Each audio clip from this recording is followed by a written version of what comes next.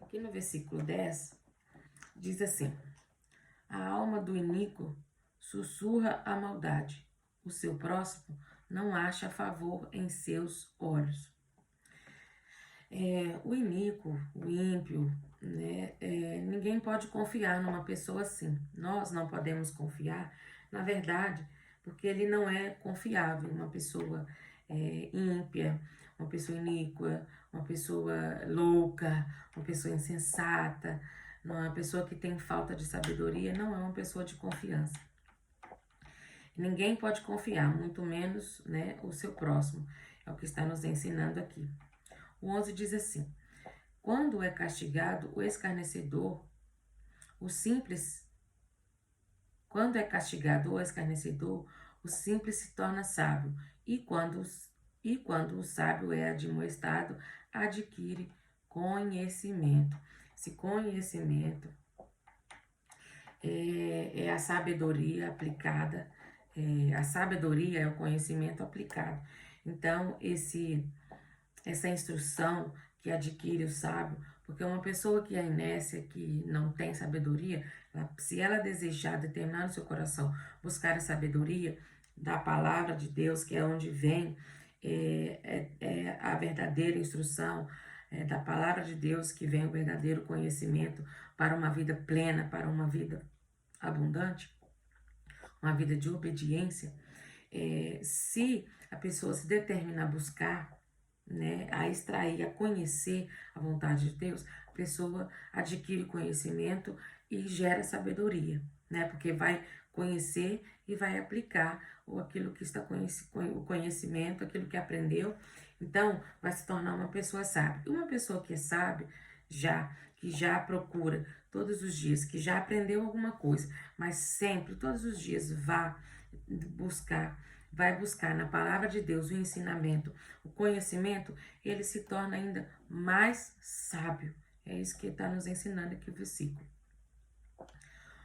O justo, o 12 diz assim: o justo considera a casa do ímpio com prudência, mas Deus transtorna os ímpios por causa dos seus males.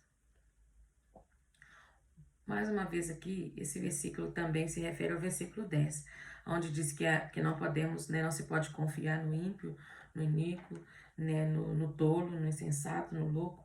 Não, eles não são de confiança, né? Nem o seu próximo, ou seja, nem o seu familiar deve, né, confiar numa pessoa assim. E esse versículo aqui, ele está referindo, está ressaltando ainda, fazendo referência ao versículo 10 também. Porque o ímpio, o iníquo, não tem consideração por ninguém, nem para com seu próximo. Por isso que nós está nos ensinando que, né, já aprendemos aqui, que não podemos confiar, não é? Nem o próximo pode confiar naquele que é iníquo. Entretanto, aqui na segunda parte do versículo, diz assim: mas Deus transtorna, o justo considera a casa do ímpio como prudência. Em contrapartida, ele está aqui nessa parte A do versículo 12, ele está dizendo que o justo tem consideração pelo ímpio. O ímpio não tem consideração por ninguém, mas o justo tem consideração pelo próximo e até mesmo pelo ímpio. É isso que ele está nos ensinando aqui. O 13 diz: o que fecha o seu ouvido ao clamor do pobre, também clamará e não será ouvido. Bom, aqui nós vemos podemos fazer uma aplicação da lei da semeadura. Porque aqui não está se referindo, não é? Nem ao justo, nem ao injusto. É qualquer um. O que fecha o ouvido ao clamor do pobre, também clamará e não será ouvido. Ou seja, o que você planta, você colhe.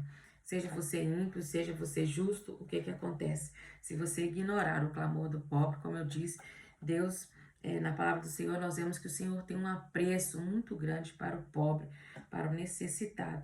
E se o justo ou o injusto, o ímpio ou o justo, o sábio, né, não dá ouvido, ignora, né, fecha o ouvido ao clamor do pobre, mais cedo ou mais tarde você também vai clamar e também vão te fechar os ouvidos, também vão te ignorar, também não vão querer saber das suas necessidades. É o que está nos ensinando aqui. Nós podemos trazer aqui simplesmente aplicando a lei da semeadura. E a lei da semeadura é lei, é infalível.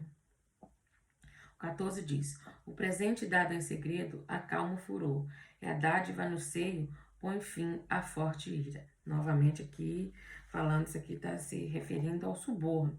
Então tenha cuidado, não queira subornar ninguém para ter benefícios, para sair em vantagem.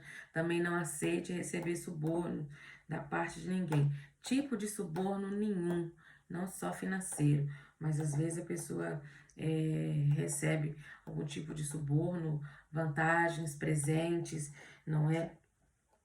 Facilidades, né? Qualquer tipo de facilidade para aí se corromper. Né? Procure ser correto, ser justo, não aceite suborno, não tente subornar ninguém.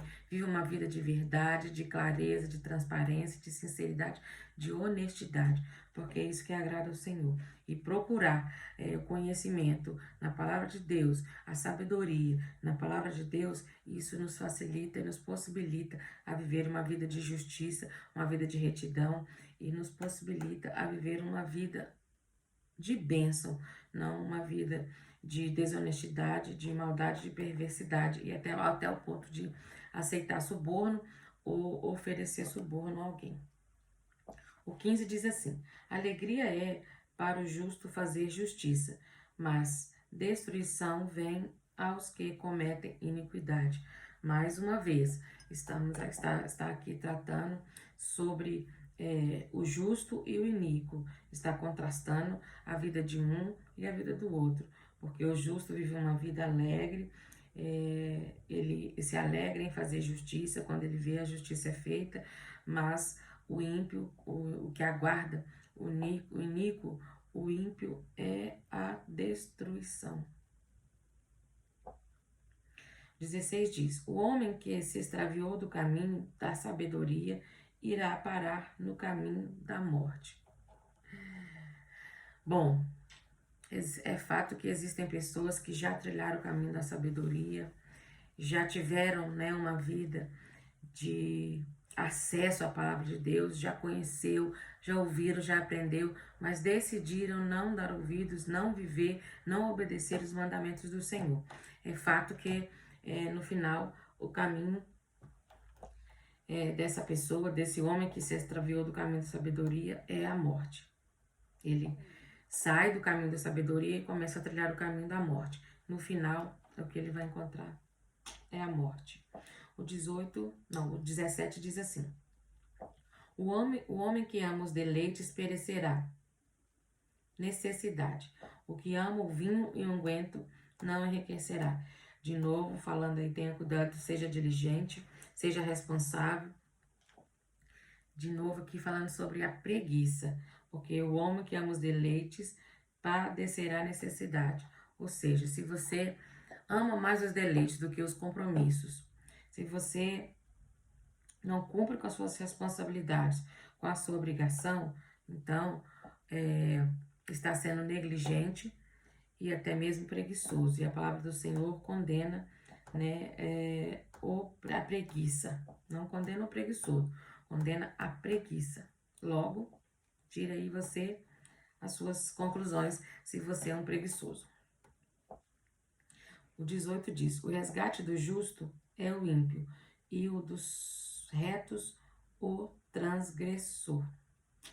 O ímpio e o transgressor podem se achar ou podem até estar vencendo no jogo desta vida aqui.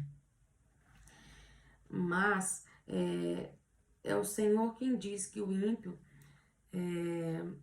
terá a sua correção, terá a sua justiça. Porque por mais que aparenta que o ímpio, o injusto, aquele que faz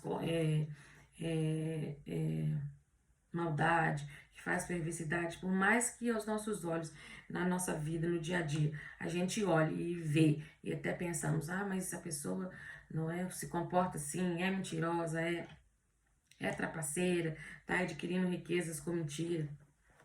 com falsidade, está fazendo a maldade, é perverso.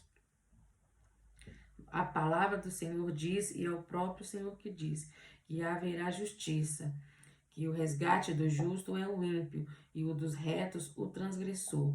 Então, Deus sempre preservará o justo.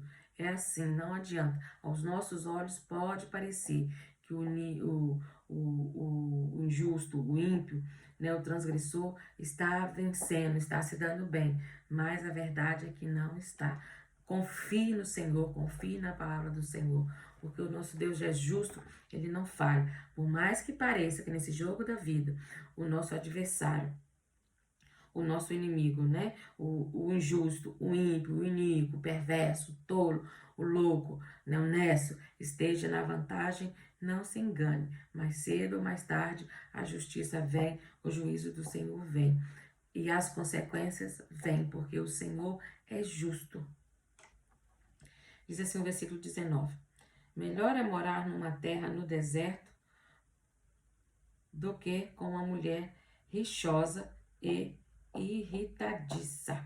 Olha aqui, mais uma vez, né? A Bíblia tem várias passagens, né, semelhantes a essa, né? Falando sobre a mulher, que é melhor estar em outro lugar, fazendo outras coisas, do que estar perto de uma mulher que é briguenta, que é de confusão, que é rixosa, que é irritadiça, não é que, enfim, que é uma péssima esposa, uma péssima mãe, uma péssima companheira, uma péssima amiga. Então, é melhor estar em qualquer outro lugar do que presente com essa mulher. Meu Deus do céu, misericórdia, gente. Eu fico pensando, Jesus, quando às vezes, né, eu, por exemplo, né, ou você, por falta de sabedoria, ou no tempo que não conhecia a palavra de Deus, que não obedecia os mandamentos do Senhor, quantas vezes nós nos comportamos assim, como uma mulher rixosa, uma mulher irritadiça, uma mulher briguenta, e quantas vezes nós fomos essa mulher, né? Essa má companhia. Meu Deus, perdoa a gente, Senhor. Olha, muito obrigada, porque nós estamos aqui nessa jornada de conhecimento e sabedoria e estaremos atentos a isso para que cada vez o nosso comportamento seja da mulher sábia, da mulher virtuosa, da mulher submissa, da mulher obediente ao Senhor, da mulher que sabe o seu papel, a sua função e o desempenha com excelência e não de forma contrária. Meu Deus, muito obrigado.